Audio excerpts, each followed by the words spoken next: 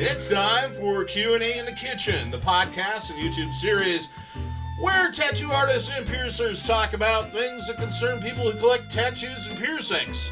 Brought to you in part by Skin Kitchen Tattoo, the Axiom Body Piercing Studio in Death Before Decaf. So we got the table's gotten a little crowded. Yeah, like more tight kids. today. Keep multiplying. Well, yeah, we got Michelle from Velvet Lotus in Iowa City here with us today. That's why it seems extra crowded. Okay. Yeah. Well, that and Jimmy's new to the podcast. Yeah, it's not the Still. extra donuts or Still, anything yeah, like this is only that. my second. I thought I was putting on some weight. No, it's is it just my third now? Yeah. another human being here. So yeah, well, introduce yourself better than I did, Michelle. Hi, I'm Michelle from Velvet Lotus Tattoo in Iowa City. Don't forget to speak into your mic, and you don't have to, not like don't. Okay. We don't need anything. I'll kind of play my... coming in. But yeah, we'll get to that kind of thing. Anyway, That's coming up later. So, Stay yeah. tuned. Anyway, I tattooed at Skin Kitchen Tattoo with you there, Jack, for many years. I kinda think it was remember like 13 or 14. Most of my career, actually. yeah. So, yeah, I'm very happy to be here. Thanks for having me. Yeah, I'm glad you stopped by. Well, I think might be interesting just to kind of talk about how you got started and then maybe how along the way maybe we met and just kind of how you ended up at this table today in a way. That might be kind of fun for people to find out. Cool. And give you a chance to plug yourself a little bit and let people know that you're the real deal. All right. All right. Not an imitator. Well, No perpetrating frauds. I first got introduced to tattooing.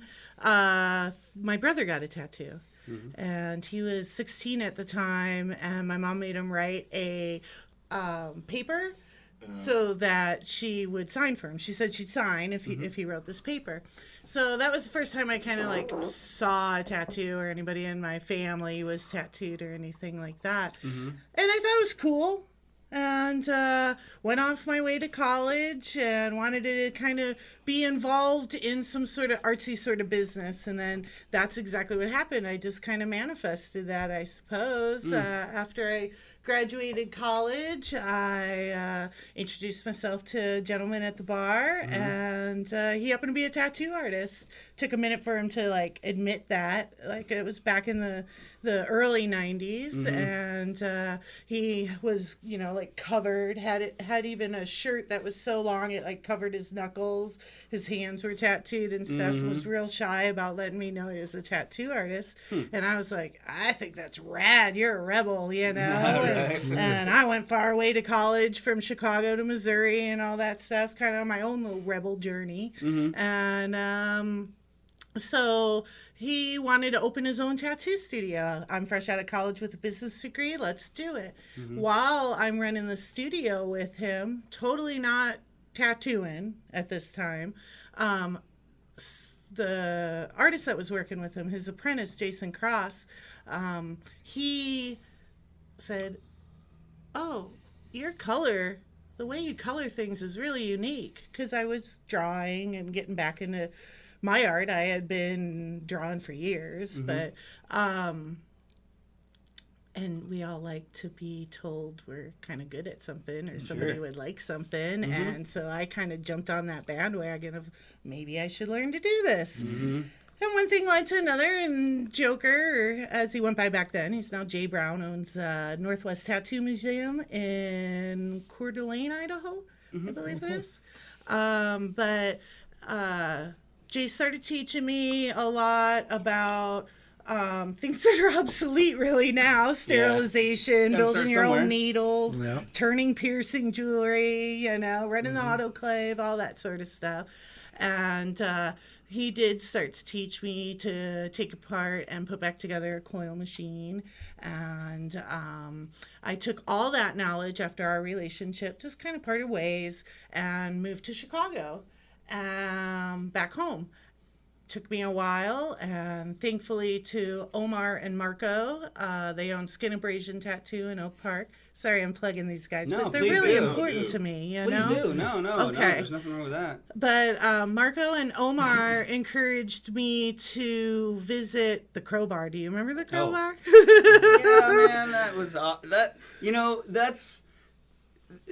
If it wasn't for places like that, you know, I mean, places like that make you know that you're in Chicago. I guess it's like when I was in places like that, I'd never been in any places like that really since or before. You know, those places, just you felt like you were in this crazy city that was not really a part of the planet. So yeah, I can't.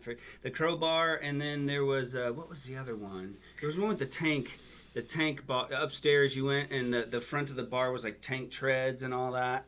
And we were messing with the hookers down on the street with the laser. Is that Crazy Horse, the strip club? No, it wasn't a strip club. It was like this little Medusa's? rock bar. It had chain link fence was it the everywhere. Exit? Yes, that's the exit. Exactly. The exit. Yeah, Exit. yeah. It's still there. Yeah. Oh, Yeah. well, I hope. Wow. Yeah, On at least North last Avenue. night.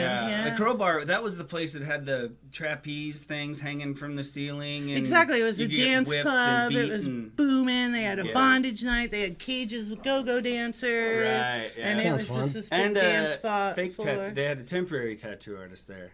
They did have a temporary tattoo artist there, and Marco and Omar would go there Oh, yeah. to. They were working at Prairie City Tattoo for Joey Drada at the time, who actually played in my mom and dad's wedding. So I had gone cool. there to inquire about finishing up an apprenticeship. And Marco and Omar said, why don't you go to Crowbar? We're there Wednesday nights. We don't really tattoo, but we kind of say we do. But we just try and get them to set up appointments and stuff. So I went, and they said that they'd introduce me to George Pappas. And so they introduced me to George, who, as you well know, worked for Fat Joe at Jade Dragon in Chicago, up on Belmont on the west side. And it was just one of those situations. I overheard the podcast the other night, Wesley, about your guys' origin story. Yeah. And it was very similar, like, well, keep hanging out. You know, after I talked to Fat Joe, George got me introduced to Fat Joe, and Fat Joe said, keep hanging out and see if you get along with everybody. And I guess I got along well enough with everybody that, you know, they didn't kick me out. That's And And in tattoo speak, that means see if you can stand it here. yeah, I got Because razzed. every single one of and- these men here are going to test you Yep. Yeah. all the time. And each Constantly. other. Oh yeah. Yeah. Well, because that's just part of Yeah. it, you know, and that's what. Yeah, well, you know, hang around and see if you click with the guys or whatever. Yep. That Yeah. means hang We're around all and very see if See you're if you not can hang it. independently, Yeah. independently We're gonna thought. weed you Right. out Yeah. that See how way thick your first. skin is. Yeah, 'cause Absolutely. especially back. I mean, and when you say back then, it sounds kind of silly, but the industry has changed so much that, you know, early '90s, although it was that long ago, in tattooing and the way it's evolved and how it's gone crazy, it seems like it was It's like twice as 50 long years ago. ago. Yeah. Right. Yeah, it really but does. anyway, yeah. Nowadays, someone comes in for an apprenticeship, and I hear things like, you know, they sit them down and be like, draw a rose, draw a panther. You know, Right. like Yeah. like before, you know, yeah. now it's about your drawing skill first, and Yeah. then Before Back in the Yeah, day, you it was fit almost in. to see if you were tough enough to be in the club. you know? Yeah. Exactly. Yeah. Well, Exactly. it was there are these sacred things that was Yeah. you had to know somebody to get the coils. You Yeah. had to know someone that could build a frame, or you had to learn how to Yeah. build a frame, or you had to Right. learn how a machine even works. So you could cobble the You parts didn't together. just order it So online. you coveted that info because it wasn't there was wasn't no everyday internet, knowledge. there was no No. book you could go to read to find that these were secret things passed along and cobbled together by certain people that if you were lucky enough to know that certain person and he liked you enough to kind of show you, yeah man, this is how it works, and you had that knowledge and only that guy had that knowledge, you weren't just going to go pass it out Nope. either. I was So an it was a eavesdropper. very protected Yeah, a lot of little us were. corner of the artistic world for a long time. I got Part of that was because back then, like a good example would be Des Moines. And when I first started getting tattooed, there was one. Then by the time I started piercing in '94, there were 3. Yeah. Now we're close to 30 in the metro area. Yeah. Back then, they wild. were a lot more. If you wanted to be a tattoo artist, you were either move into a really large metropolitan area, and even then, if you were in like in Chicago, there was maybe 50 people that tattooed there, maybe. You know, Maybe, and back yeah. then, Yeah, maybe. maybe a little bit more. Now there's probably close to 500. I'm guessing. At least. So it's like they were very protective about it because it was a very limited thing. It wasn't somebody, you fill out a job application, you get to do it. And piercing's kind of is always been the same way. Yeah. There's only a limited amount of people that can do this. Well, and it makes sense too. I mean, why are you going to teach people how to take money out of your pocket? Yeah. Like if you're the only person that knows how to cure an earache, I mean, it might not be good to, use it in the medical field, but if you're the only person that can fix that car, and there's a line of cars, why am I going to teach other people how to fix that car? Right. No, they're all coming to me, man. Yeah. I'm fixing these cars. Why would I want anybody else to know? Nope. Well, pretty soon it gets to a point where there's the internet. There's more people getting interested in it. There's basketball players that are more readily seen because of internet and because of the mass media and everything else. Tattoos get into the eye, and pretty much it turned into, okay, who's going to profit off of it first by giving out all these secrets? Yep. So really that's did. when schools kind of started popping up here and there. These rip-off schools pay $3,000, and in 3 Become a days tattoo artist, you're going to be You saw rich. tattoo Tell you how to shops. open your own You business. saw tattoo shops Yeah. pumping out 5 apprentices just to get Right. one artist that And was part working of- for him and and a lot stuff. of that had And to do with the sudden demand. Yeah. I don't think people were really prepared Right. for what happened. Right. No, they Because weren't. It went from we're doing okay with like 2 artists, and then suddenly they're turning away people on a regular basis. That really hurt the business in that before there was 3 shops to go to, and hopefully one of them was pretty good, or at least had a guy there that was pretty good most of the time. Well, now there's 800 frickin' artists in that town, and there's probably 25 good ones. But you're gonna have to go through so many more people and so many more, and people. And agreeably so go, this guy seems good enough, Jesus, Right. and then they never get really satisfied, and they have kind of this dinged sense of what tattoos can be, and they have this disappointment instead of being able to easily find a great artist who knows what they're doing and get a good tattoo. So it's kind of flooded the market with a bunch of people that want to get whatever they want out of it, and they think it's this booming thing, and they're going to jump on its back. But back in the day, you couldn't. No. I mean, it was so hard for me. I moved out of state to be able to get my foot in the door. I mean, just to get someone to talk to you or take you seriously, it's like you had to know somebody, Yeah. or you And had to I be was- getting tattooed by somebody for years, and years kind of before you earn could their even kind of bring it up. respect. But anyway. Well, and I always say this, like whenever people would ask me, like, how do I get involved in the music industry? How'd this happen in your life? I hung out long enough till they put a broom in my hand. Right. That's pretty much it. You hang out long enough, you get to know these people, and you get to a point where they're like, you're here every day, you're so gonna Might stand as here well and do I use want you to something. do something because I'm sick of trying to carry on a conversation with you. Yeah, Yep. kind of. True. Yeah, in a way, you kind of have to bug them to death. But there's some people that make it painfully obvious that that's what they're doing, and that doesn't impress me. No. It's the ones that do it easily and like they're not even trying, and they're not in your way, but they're always there. That impresses me. The last apprentice I'll ever have, I did it just like that. I didn't give him a schedule. I didn't tell him when to be there. I didn't tell him how much to be there. I want to see how much you want. I wanted to see how much they wanted to be there, and they were there all the time. Yeah. And that's what I wanted to see. So in my mind, I'm like, okay, you're showing me that you give a crap. Yep. That you're not just going, well, McDonald's doesn't sound that cool, and tattoos are neat. I like those shows, so I'll do that. As much as things have changed, I think that's a matter of respect. Like they were showing a respect for things, and I think that's always been kind of, prevalent in the tattoo industry. Is this some sort of level of pretty important factor. respect It's very important. to be able to gain that knowledge? Yeah, respect as the much art as- and know what you're gaining, and know that it's not just it's something to us. There's it's a something to people responsibility that you do it. have too. As right, much as we've grown, we've still our industry is only recently. It's still got a lot of very old kind of traditional old school story, style ties to it. So yeah. I think things like that are kind of like heritage and shit matters. Yeah, Right. it shouldn't go away. Yeah. It shouldn't. That's No. that's what makes our industry what it is. Yeah. And if you lose that, it's kind of like everything else. It's like, Walmart started out as a small little drugstore in some small town, and he was trying to provide his, local people with with good goods for a decent price, and then he turns into this giant, and they've really lost sight of what they started. Yeah. Same thing with the industry of tattooing. If you get In a a real way, commercial, yeah. you can lose it. And and it's all about what you want out of the industry. Some people go into the industry because all they want is the money out of it, and they look, ooh, it's hot. Yeah. We need to make something that all these artists can buy, so we can just suck the money out of there, and then we need to make something that all these people want that are getting them, and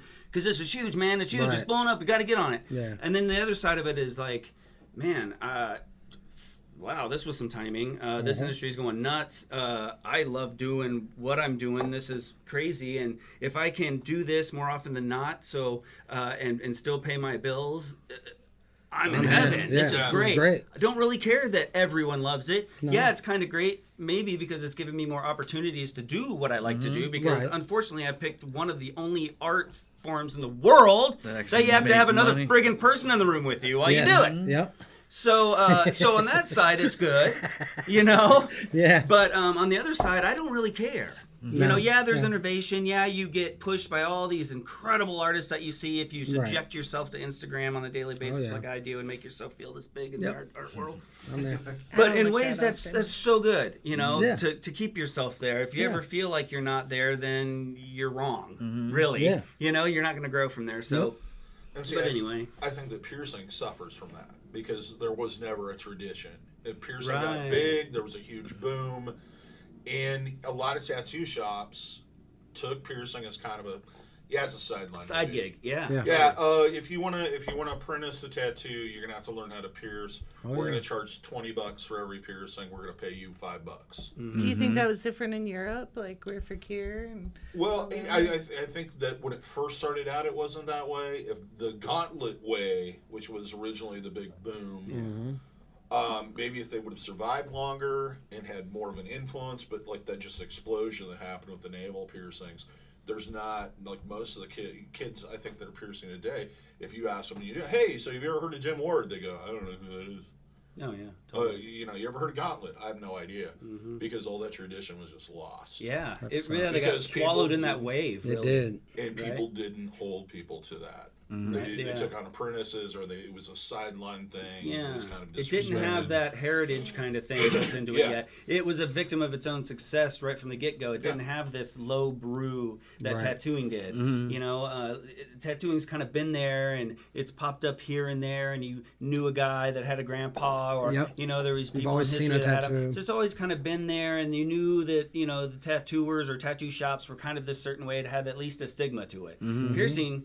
Yeah. It didn't have anything. It No. was like this. Whoa, what's this? This is a freaking awesome. Hey, wait, whoa. Oh, well, okay. Now we're in Hot Topic. We're screwed. Yeah, it's like it started in Gauntlet in the mid to late 70s. I think 78 or 79 was like the first professional piercing studio. By 80 or 91, which is a little under 15 years, maybe right around in there. Yeah. It's all over the place. Yeah. There just wasn't that long period to kind of work in that tradition. Yeah, to work out the this is kinks how and things kinda- go, right. and so Right. forth. And Gauntlet did attempt to do that when they trained their piercers, but most of those people don't pierce anymore. Yeah. There's only a handful of those guys even around, and gals. So Right. it's just kind of weird. Yeah. I mean, I try to uphold it, but Yeah. I just end up refusing to apprentice people. Yeah, I know what you mean. So shifting back to Chicago, you How'd got you meet there this guy? by Yeah, meeting so George, right? met George Pappas, who introduced me to Fat Joe. Got asked to hang around. Did that. There was like 10, 12 artists at this studio, and then all of a sudden comes in this bald-headed guy who was popping in from Arizona, and that's you. Old even then. Showing the portfolio, and like I said, there were like 12 artists that worked there. You and I started taking lunch breaks together. You gave me a respect as a beginning artist that really pushed me forward to want to continue to do that and to be better. Working with the 12, 14 artists that were at J Dragon, like nonstop, just once I got a machine in my hand and was put in the back room, it was kind of like all on my own. I didn't really have a formal apprenticeship. I learned a lot from Jay. And then it was you and Mike Belkey and Blackjack. And then there was Mike Holder. And then I'd say you guys were my core. Like, I had, like, you know, it takes a village to raise a child. You guys were my village. Yeah. You guys were my village. Yeah. And so was, you know, some of the other guys that worked there, that it was like, this is what not to do. So, you know, and I got told that from you guys. Sometimes the knowing not what to do is more important than knowing what to do. Absolutely. Right. That's very true. See what them dudes are doing? Do not do that. Right. Yep. And so yeah, we just developed the friendship, going out to lunch, and you know, people like to be made to feel good, and you made me feel good and respected, and like that just grew our friendship. Then I wanted to be around people you were around, and eventually you decided to move away. And that kind of broke my heart a little bit, but I was so excited for you because you were coming back to what you really wanted, you know, get back to Des Moines, open your own studio, do it your way without all the bullshit. And, well, bullshit still happened. But Tattoo shop. Brand of bullshit. yeah, different I brand had of my bullshit. own bullshit. Yeah. It was yours. It might not be better, it might not be worse, but it sure as hell is going to be different. Exactly. Yeah. Exactly. Always. And so I bopped around a couple other shops in Chicago in a matter of a couple of years from when you left to when you started asking me to come work with you. And I was pretty resistant at first. Yeah, totally. Even to, I'm like, why leave Chicago? You know, it's this Right. big metropolitan area, all these clients, you know, and why leave Chicago for Des Moines, Iowa? You know, and so I got convinced to come out for a visit, which I did, and had a great time. I think I came back for one or two more, and eventually had to be like, you have to stop asking me. I hate telling you no, Right. you know. About 3 months after I had made that statement, I gave you a call. Yeah. And like, hey, I realize now it's not where I am, it's who I'm around, and decided to make that move to Des Moines, threw everything into a U-Haul and towed the car on the back and got a flat tire on the way. And had a true motorcycle Michelle fashion. had a mocycle in the Probably trunk. within 2 The minutes essentials of you have to getting come. in the car, you Oh, yeah, had it was- mustard on your shirt. right after I got on I-94, the D and Ryan, for Yeah. sure. That's awesome. So then you put me up and put me to work. About a few months later, I got my job, or got my own place, and Rocked and rolled with us for about, this is about 11 years or something. I Over think it's 10, close to 13. 12, 99 to 2013. Wow. There you go. Yeah. Yeah, so almost 14, right? Almost So you've 14 had years. Lotus for 5, Six. 6. 6 Yeah. years now. Yeah. Hey, congratulations. Just celebrated on that. 6 That's in August. awesome. Thank Cheers. you. Yeah, Cheers yeah. with our Thank you. That's rad. decaf coffee. It's as you've known and learned over the last 6 years, there's nothing easy about it. There's not, you know. I mean, there's a lot of things I expected opening my own place that, like you said, it's your own bullshit now, you know, and so that kind of makes it. There's pros and cons to that too, Absolutely. Oh, yeah. you know. Yeah, absolutely. Absolutely. And you said that as I was, man. you know, departing, that it was not going to be everything I thought it necessarily it was, but Right. wishing me the best of luck. Yeah, I mean, there's pluses and minuses, and you have to be able to take the satisfaction you get from not only building it but maintaining something that works as payment.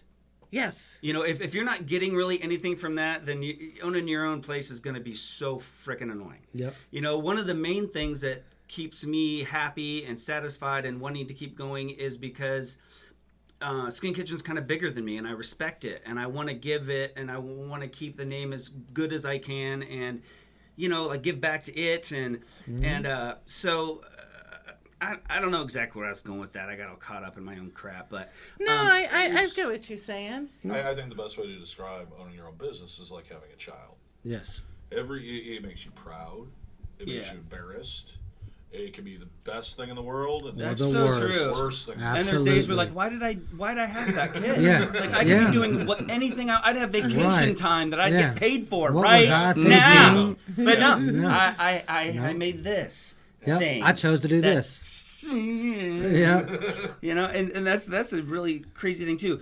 If you work for someone else, you can cut the cord. Yep. Like when you're on vacation or whatever, you have literally no responsibility. Right. I am on vacation. You get that. Yep. If you own the place, you do not. never, Yeah. ever, Ever ever get have that. a true vacation. It's ever really again. hard to create Ever. one. No. Yeah. Yeah, for And it's sure. super hard to leave. because unless you just close your business and lock the doors for a week or whatever Yeah. while you're gone, Yeah. you're at work. Yeah. Because that phone has to be there because if something, God forbid, happens, it has to be signed or answered or whatever. Right. And, Yeah. You know, you just You so have to do like it. I said, you have to trade that stuff off for, but it's mine.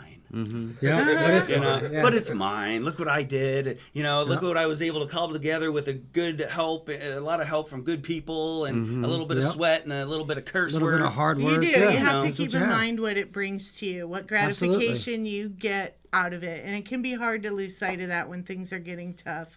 You know, Absolutely. I've gone through. When I first left, I was trying to just kind of do things on my own. I needed some me time. Yeah. And luckily, I was able to still come back here and still do, so I can work with other artists and that.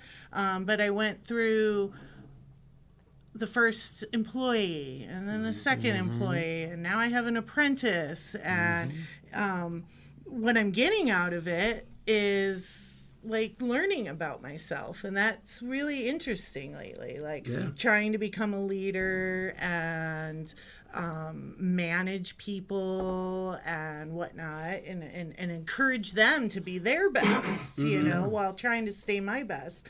And it's definitely a journey right now. Yeah. It can be difficult, man, because you're taking on a whole nother set of roles once you own a business. You know what I mean? Like I putting on found way out more when I had the shop out in Deadwood, there was a lot more to it than just, hey, I can go to work when I want, I can do it how I want, it's my thing. Like, no. That's exactly Yeah. the opposite. Exactly. And I think that's why maybe a lot of either tattoo shops fail or either small businesses fail, is they look at it as kind of extra freedom, and it's not. absolutely the opposite. Yeah, you lose It's freedom. absolutely the opposite of that. You have to go to work. Yeah. You're the only one that has to go to work. yeah. If everyone else calls in sick and You you're still sick, gotta be there. you have to go to work. Yeah. You know, And that's what it turned into No one quickly. else gives a F more that shop is open or closed than Than you. It's your and child. if you You gotta take expect care of someone it. else to give an F more, It's then not happening. You're that's failing. why part of the reason why you're so unhappy. Yeah. You know, Yeah, you're gonna by fail. example. exactly Absolutely. Which that. means that Yeah. you can't be the boss guy that just. No one's gonna do more work than the I worked boss. with a Nope, particular never. person that he would leave right in the middle of dinner shift. He was a great chef.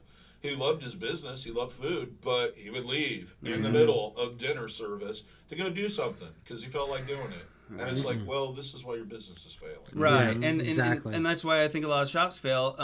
You know, some younger kids get some, get a couple tattoos behind them, and they're like, screw all this. This is all we have. You know, come and go. And then you have a shop that's only open 2 days a week or something, Right. and I'm Yeah. not going in today. And then so it's a 7 it's day the a week, exact opposite, I guess, 365 if days you a year. want. But it's all about what you expect to get out In of a it. Right. way, I would agree that it's the exact opposite. But I also kind of feel like I did gain some sort of freedoms. Yeah, maybe it's not the freedom from not being tied to the shop and my concerns and worries about that. Yeah. For me, it was like, again, going back to it's mine. Yeah. I wasn't. I have me to disappoint. I didn't feel as much as maybe I was disappointing somebody else, and that kind of lifted a freedom for me. Like working for someone else, I kind of felt a little like I'm such a people pleaser. I Yeah. didn't want to disappoint. Yeah. And that, I think it's important that when you own your own business, you have enough of your personality in it so that it becomes a part of you. Yes. And I think that makes a lot of it easier. Plus, if you're able to enable other people to do stuff, and see them do their potential, you kind of live through that. So you end up having all these little children, so to speak, or projects or what have you. When the shop's doing well and you got your guys that work with you and they're doing well, man, it makes you feel good because you have a responsibility to the people that work for you. Not only do you have to keep the shop open and provide for yourself, like you got to make sure there's enough business that these guys that you've hired on, and they're That's keeping a big motivated, thing. they're doing their thing, they're being able to eat. You can't be the king of the castle and everybody that works for you starving to death. Yeah, and not to be successful by any means. I mean, No, but- yeah, that's true. They are kind of your little children, and what do you do with anybody who has kids now? You freaking worry about them 24/7. Yeah. And are they in a good mood? Why aren't they in a good mood? How big of a problem is this? How much is this going to affect their life? Are they able to get food? Oh man, they're going to have another kid. Well, we're coming into slow season. And that's stuff that. If you just come to work, you don't have to worry about anything like that. You come into work and go, man, Joe's kind of fucked. Yeah,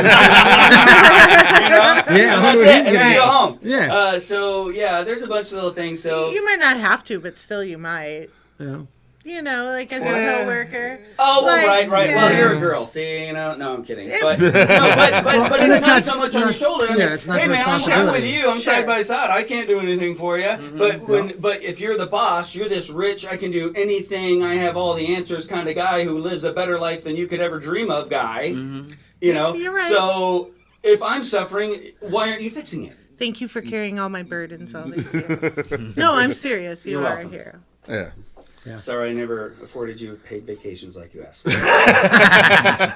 Did I really ever? Oh my God, yeah. I did not ask for paid vacation. I asked for time off and hated every moment Paid. of having to ask. Paid, yeah. I asked for paid vacation. Yeah. Maybe because it took forever to get a raise. Tattooed better. Or faster. There you go. Hey, More production. I'm pretty good. All right, well. I think we covered a lot there. I think it's a good place to stop. Yeah. You've been listening to or watching Q&A in the Kitchen. We post these every other Sunday. We do the video version, then the podcast version. So if you want to listen, you can listen. If you want to watch, you can watch. This is brought to you in part by Skin Kitchen Tattoo, the Axiom Body Piercing Studio, Deaf Before Decaf, which we've been drinking all day today. We've been drinking Fall as... Fall as the F word. She curses on her labels. So if you're a good Christian person, don't buy her coffee. But everybody else, it's okay. She's a very... she's a super... I know a lot of Christians that Buy cuss. her coffee. We put the fun in No dysfunction. matter what. Except I'm Southern Baptist. They're the only ones that don't cuss anymore. I was Since raised when? Baptist. Me too. Yeah, I don't know. Is that good or bad? I don't know. think We it's got bad. our butts whipped a lot and yelled at and cursed at a lot. Weren't Baptists the reason that Footloose was a movie? 'Cause That's they what I like thought. dancing or Yeah, something? Yeah. You know. Can't hold me Talk down, about off Dad. topic. Okay, What the hell are we hey, talking let's about? go over. Stop listening to this. Anyway. Everybody cursed. So, if you're watching this on YouTube, give us a thumbs up. Subscribe if you haven't already, so that you don't miss any episodes or any of the other Shenanigans. 4 to 5 videos we post a week. And if you're listening to the podcast, subscribe to that too, because we will be posting these every other Sunday. Till next time, here's hoping all your tattoos and piercings heal with ease and without a single issue. And if you're in the Des Moines, Iowa area, or the Iowa City, Eastern Iowa area, or just nearby, we hope to see you for your tattooing and body piercing needs in the future. Have a good day, everybody. Be nice Be to each other. nice. See ya.